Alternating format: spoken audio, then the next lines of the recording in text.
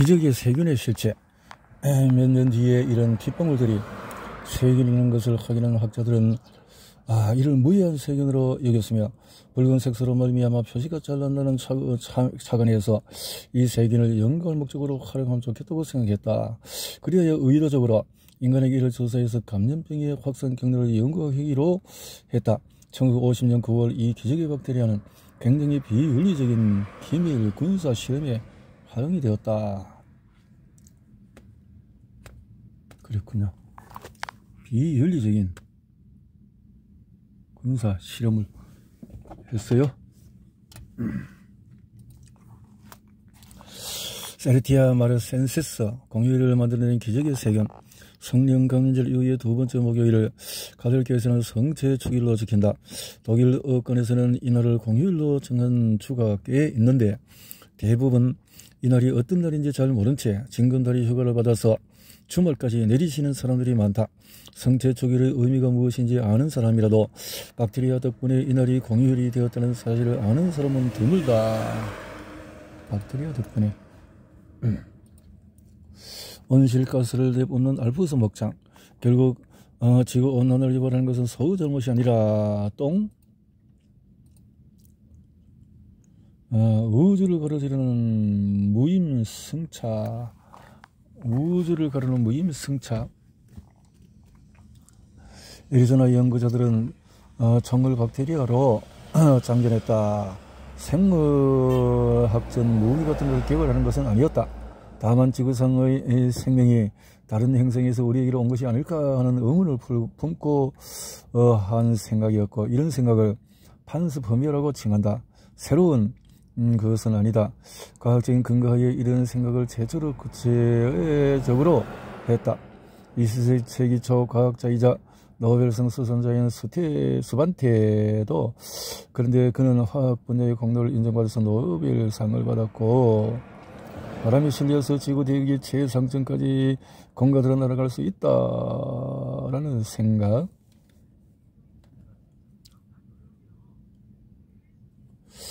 한제니아 오픈티아. 초콜릿의 아로마와 풍미를 만드는 카카오나무 열매를 깨물어 먹는 것은 거의 좋은 생각이 못된다. 카카오 열매는 최대 20cm 크기에 0.5kg의 무게에 달한다. 껍질은 단단하고 두껍고 가죽 느낌이 나며 전혀 초콜릿 맛이 나지 않는다. 열매 속에 하얀 점액질 과육이 들어있다.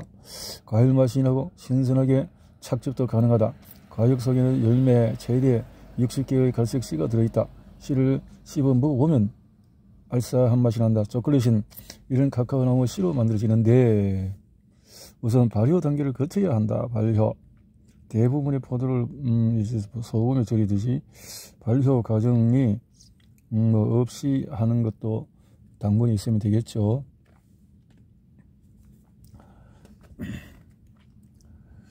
메타노브레박터 루미넌티움. 지구 온난화의 주범은 정말 소일까? 그런 것 같이 알프스 산을 배경으로 소재에서 불을 뜯는 평화로운 소들. 알프스 지역의 관광 엽서와 여행 홍보들에서 흔히 볼 수 있는 목가적인 풍경이다. 그러나 이런 장면의 이면에는 꽤나 어두운 현실이 도사리고 있다. 바로 이러한 풍경이 기후 위기를 부추기는 요인이 되고 있기 때문이다. 하지만 기후 위기에 대한 책임이 소나 초원에 있다고 말하기는 힘든다. 엄밀히 말해 그 책임은 소와 풀을 서식 공간으로 삼는 미생물에게 있기 때문이다. 미생물들이. 메탄가스는 무시하다. 방귀에서 냄새가 나는 것은 하지만 메탄은 기후에 부정적인 영향을 미친다. 메탄이.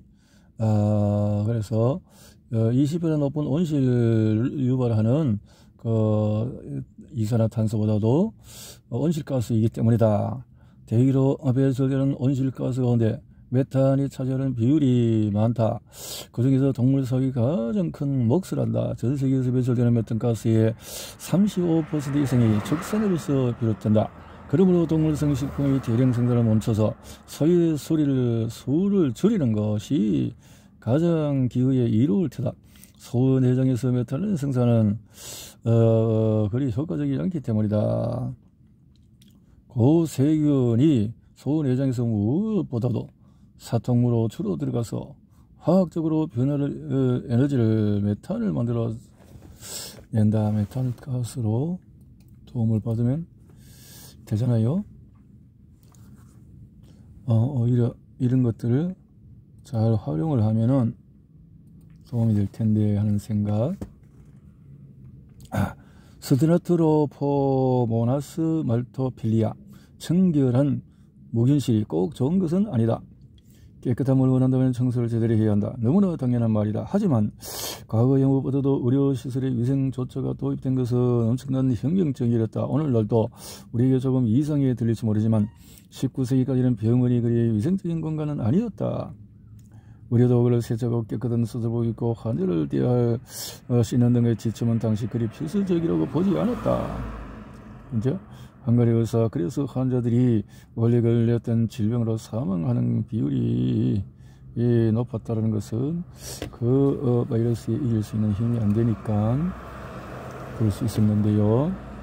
언젠가 우리가 다른 행성에 거주하게 된다면 미생물과 함께 할 것이 틀림이 없다. 미생물과 인간의 번식에 도움을 주는 바이러스나 레트로바이러스가 늘 숙주에 부정적인 영향을 미치는 것은 아니다. 어떤 바이러스는 단순히 채소부에 들어갈 뿐 아니라 생식세포에 들어가서 숙주의 번식에 참여한다. 생식세포는 후손에게 유전 정보를 전달하는 세포다. 그리하여 숙주의 유전 정보와 함께 바이러스의 DNA도 전달한다. 이런 바이러스를 내인성 레트로바이러스라고 부르며 우리 인간은 세월이 흐르면서 그런 바이러스를 많이 가지게 되었다. 우리는 DNA 8%라는 내인성 레트로바이러스에서 유전한 것이다. 이것은 우리에게 더 이상 위험하지가 않다. 바이러스 DNA는 시간이 흐르면서 여러 돌연 별이를 거쳐서 병을 유발하는 바이러스 입자를 더 이상 만들어낼 수 없어지기 때문이다. 레트로바이러스도 그렇다는 거죠.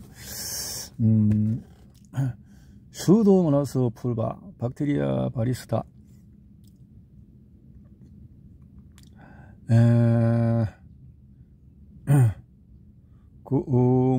피나무 씨앗을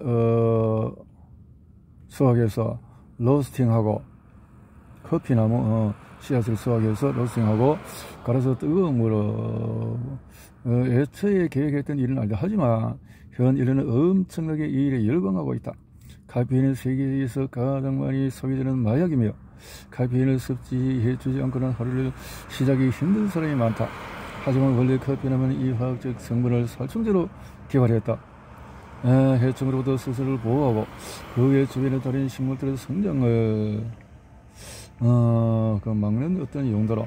그래서 커피 씨앗을 뿌리면 주변에 잡초가 나지 않고, 우리 인간들은 유독한 카페인을 섭취하는데 물론 가용하지 않는 한 말에서 이런 커피와 같은 동물은 전혀 무적 벌레는 커피에서 살며 이곳에서 커피 열매의 천공벌레는 잎과 가지를 먹으면서 커피 열매를 먹고 자라는데, 이러는 것은 천하무적이 될 수 있다. 담배 모자이크 바이러스는 생물일까? 담배 연기는 건강에 좋지 않다. 하지만 담배는 간접적인 방식으로 의학의 극적인 혁명을 가져왔다. 바이러스의 존재를 밝혀내는데 결정적인 역할을 했던 것이다. 19세기 말 네덜란드에서는 담배에 주로 생기는 이상한 질병 때문에 걱정이 많았다. 이 질병에 걸린 식물은 잎이 변색되고 성장이 느리며 열과 건조함에 취약해졌다. 이 질병은 당시 무엇보다도 담배를 피해를 야기했으므로 학자들은 어쩔 수 없이 최초로 이 질병을 연구한 학자 가운데서 네덜란드 바헤닝은 소재 농업학교 교장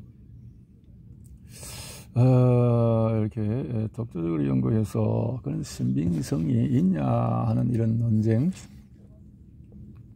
인간티 림포트로픽 바이러스, 우리가 알을 낳지 않는 이유는 인간티 림포트로픽 바이러스는 레트로바이러스다. 레트로라고 바이러스가 사자머리에 데님 재킷을 입고 워크맨을 80년대 팝 음악을 쓰는 것은 아니다. 여기서 레트로는 숙주를 감염시키는 방식과 관련이 있는 말이다. 바이러스는 숙주 없이 증식할 수는 없다. 바이러스는 기본적으로 유전 정보로만 이루어지며 단백질에 의해서 보호되는데 바이러스 막에 둘러싸인 것들도 있고 바이러스 막이 없는 것들도 있다. 바이러스가 스스로를 복제하기 위해서는 살아있는 세포, 즉 숙주에 침투해서 번식하는데 보통은 이렇게 전사되고 RNA나 리보솜으로 해서 합성할 것인가를 정하고 정보는 늘 DNA가 존재하는 유전 정보가 RNA 형태 유전 정보. 근데 RNA를 DNA로 되돌린다는 것이죠.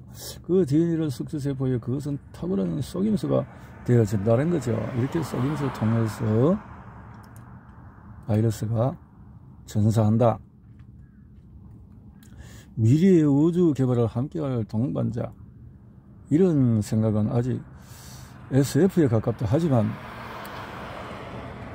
언젠가 현실이 된다 해도 우주에서 금속을 채굴하는 광부는 인간이 아니라 미생물이 될 가능성이 높다.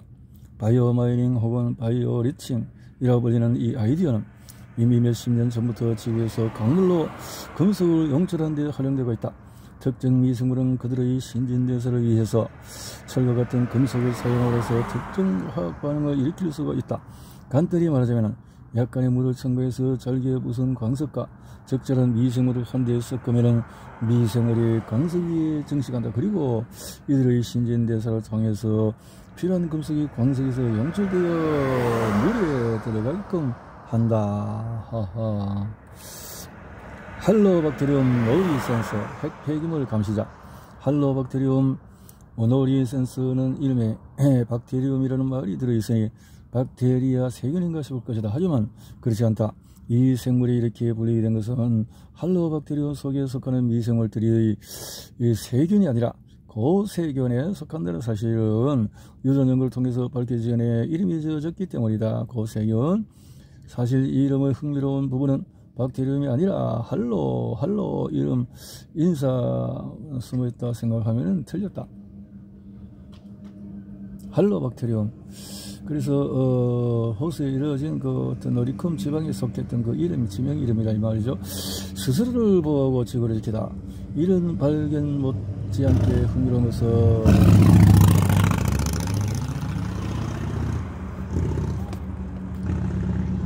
시오마르 가리타 나미비엔스. 세상에서 가장 큰 세균은 아주 미세하다. 시력이 아주 좋아도 세균을 볼 수 없고 안경을 써도 소용없다. 박테리아를 발견하고 연구하려면 최소한 현미경이 있어야 한다. 그래서 현미경이 발견된 뒤인 17세기에야 비로소 이것이 안톤 판 레이운 우엔 훅이 처음으로 세균을 발견하게 되었다. 세균이 발견된 것은 바로 현미경의 덕분이다. 스트랩토미세스 그리세우스. 이들은 독수리 대신에 미생물이다. 오스트리아 연방헌법 8A조는 자국어 문과 문장이 자유롭게 비상하는 검정 독수리를 형상화하고 있다며 이 독수리는 머리가 하나의 금빛 무기로 무장하고 있으며 혀는 붉은색이고 가슴 부분은 가운데에 은색띠가 들어간 붉은 방패로 덮여 있다고 상세히 명시된다. 반면에 독일의 국가 문장을 장식하는 독수리 외관은 헌법으로 규정되어 있지 않다. 대신에 1950년대 독일 연방 대통령 되어도 마이크로코커스 안톤 반 레이엔훅의 치아 위생은 무시무시한 추측. 훗날의 네덜란드 연구가 훅은 추측은 이 작은 생물을 최초로 눈으로 발견해서 최초로 세균을 눈으로 관찰한 레이우엔후. 손에 잡히는 모든 것을 현미경으로 관찰했다. 한동안 미각이 어떻게 가능한지 기능하는지 특히나 신경을 썼고 1674년 10월 19일에 쓴 편지는 자신의 혀에 백태가 끼었다고, 백태가 끼어있는 동안에 미각이 감퇴한다는 것을 확인. 현미경에서 백태가 생긴 소의 혀를 관찰함으로써 백태가 어떤 영향을 주는지 묘사하고자 했다. 이런 시도에서 특정 음식에서 왜 어떤 맛이 나는지에 대해서 관심을 갖고 가령 청어는 익혀서 먹는 날로 먹던, 늘 소금에서 먹던, 온도가 소금 결정의 형성과 모양에 영향을 미친다는 사실도 발견하고, 청어는 뾰족한 결정이 생성된 다음에 날 것에는 사각형 모양의 결정이 보이고, 그러니까 차이가 있다. 미생물이 들어간 거와 안 들어간 거와. 분열균, 생명분리의 어려움은 문자 그대로 분열균요. 오늘날에는 의미가 전이 되어 세포 증식하는 미생물이라. 그러나 원래 이 말은 구체적으로 진균 또 대략 분류가 얼마나 어려운지 말해 준다. 1882년에 나온 교과서에도 표기되기를 세균에 속한 박테리아, 미세하게 작지만 세포는 없는 바이러스도 미생물이라고 포함이 된다. 미생물은 육안으로 볼 수가 없다. 명확한 생물 원리에 향한 인류의 소망은, 자, 이렇게 예견되었던 코로나 팬데믹, 코로나 바이러스의 명칭은 이것은 1965년 서구에서 시작되고 이렇게 해서 비염 등등 이런 것을 코로나는 예견된 것들이다. 장내 세균 파지, 페트로 활로 등등등등, 미생물은 등등등등 이렇게 다양한 균들이 있네요. 헉슬레이 조류가 역사를 만든다. 역사를 만들기 위해서 몸집이 클 필요는 없다. 하지만 5,000분의 1mm, 5마이크로밖에 되지 않는 작은 생물체가 역사를 만드는 일은 쉽지 않을 것이다. 하지만 헉슬레이는 문제없이 지구 전체에 영향을 미칠 수 있었다. 에밀리안이 헉슬레이는 해저를 해서 긴밀한 다시마를 연상하면 안 된다. 이런 이유가 뛰어 수영의 재미를 망치는 그 미끈미끈한 해저를 생각해서도 안 된다. 헉슬레이는 단세포 미세절이다. 그럼에도 놀라운 일을 해냈다. 탄소를 흡수해서 생명을 유지하는데 그래서 이렇게 해서 갑옷이 석회를 죽은 뒤에 어마어마한 이 미세절은 지구 역사에서 크게 영향을, 에밀리아 헉슬레이는 지구 이산화탄소를 다량 이산화탄소를 어떻게 이렇게 변화시키는 역할을 한다는 거네요. 헤모필러스 인플루엔자는 독감 모임 승차자. 매년 전체 인구의 15%가량 독감이 걸린다. 독감은 다양한 바이러스가 일으키는데 반면 독감은 증상이 심해질 수 있고 간혹 사망에 이를 수도 있다. 학자들은 독감의 원인을 밝혀져 있으므로 독일 세균학자 파이퍼가 헤모필러스 인플루엔자라는 세균을 발견했을 때 정말 기뻤을 것이다. 니 하르트 파에는 1889년부터 계속해서 독감에 걸린 사람들의 목에서 채취한 세균을 검출할 수 있었다. 하지만 1890년에 비로소 대항하는 데 성공했다. 1933년 인플루엔자 독감을 이른다고 얘기했다. 하지만 그 뒤에 독감 유발자가 아니라 무임 승자자라는 건데 알고 보니 헤모필러스 인플루엔자나 다른 바이러스가 일으키는 것이었다 하는 거죠. 말리그널리 탑톨레테레오시스 맛을 내는 홍역을 물릴 수가 없다. 애니메이션 영화 아드왕 이야기에서 마법사 머리는 나중에 영국 왕이 될 젊은 아들 구하기 위해서 만여 명과 마법의 결투를 벌인다. 마법과 마법사 간의 싸움은 서로 상대를 공격하고 방어하기 위해서 변신하면서 이루어진다. 밈은 멀린을 물기 위해서 악어가 된다. 하지만 멀린은 적절한 시점에 갑옷과 같은 단단한 껍데기를 가진 거북으로 변신한다. 그런 다음에 밈이 여우가 되어서 죽이고자 멀린은 토끼가 된다. 싸움은 계속되고 어느 순간에 영소 멀리는 갑자기 불을 뿜는 거대한 자신을, 밈은 승리를 확신하며 자신을 승자로, 마법사의 마지막은 트릭은 예상치 못한 상태에 미생물로 변해서 만약에 말리그널 병을 일으킨다. 이런 이야기가 있었군요. 비브리오 팍실리퍼, 다이너마이트와 노벨상을 만든 미생물이다. 시간이 지나면서 박테리아와 바이러스 그리고 다른 미생물에 대한 연구로 많은 노벨상이 수여되었다. 이 권위 있는 상이 존재하게 된 뒤에도 미생물도 간접적으로 기여했다는 점을 생각하면 마땅한 일이다. 노벨상을 창제하는 스웨덴의 알프레드 노벨이었다. 하지만 매년 연구자들에게 거액의 상금을 희사할 만큼 노벨을 부자로 만든 것은 미생물이었다는 사실을 아는가? 그리고 그 미생물을 가장 처음 관찰한 것은 덴마크의 동물학자 오토 프리드리 밀러였다.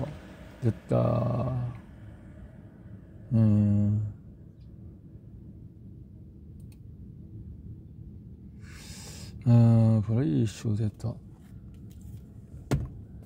자, 플로리안 브라이슈데터가 플로리안 브라이슈데터 1970년 빈 대학에서 천문학을 공부했고 2008년에 개설한 그의 천문학 블로그 현재 최다 방문객을 자랑하는 독일어권 과학 블로그, 그가 진행하는 팟캐스트 별 이야기는 독일어권에서 가장 인기 있는 과학 팟캐스터. 저술은 지금 지구에 소행성이 돌진해 온다면 우수도서로서 소행성적인가 친구인가, 우주 일상을 만나다, 100개의 별, 우주를 말하다. 이렇게 과학 대중화에 힘쓰는 사이언스 버스터즈의 정회원으로 활동하고 있는 플로리안 프라이슈테터 이 글이 지금 계속 읽어진다는 거죠. 바실루스 페르미안스, 언어를 뛰어넘을 불멸의 가능성. 지금까지 공식적인 최장수 기록을 세운 사람은 1997년 8월 4일 122세의 나이로 세상을 떠난 프랑스의 잔 갈망 할머니다. 정말 오래 살았다. 하지만은 2000년 미국 연구진이 소금 결정 안에서 발견한 바실러스 페미리안스가 살아온 2억 5천만 년이라는 세월에 비하면 122년은 정말 눈 깜짝할 사이다. 이는 정말 놀라운 발견이었다. 이 소금 결정은 미국 뉴멕시코주 남쪽에 있는 2억 5천만 년 결정 안에는 소금물이 아주 조금 들어 있었다.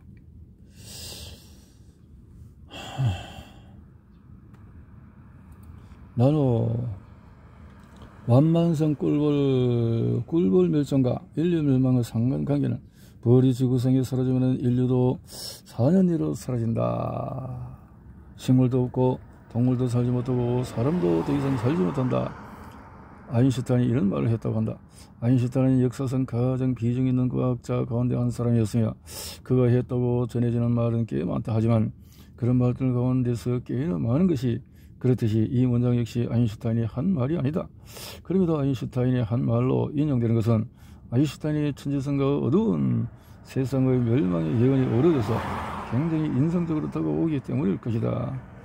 무엇보다도 꿀벌이 지금 여러모로 어려운 문제에 싸워야 하는 것은 사실이고, 자, 이런 꿀벌이 없으면 어떻게 하겠냐 하는 거죠.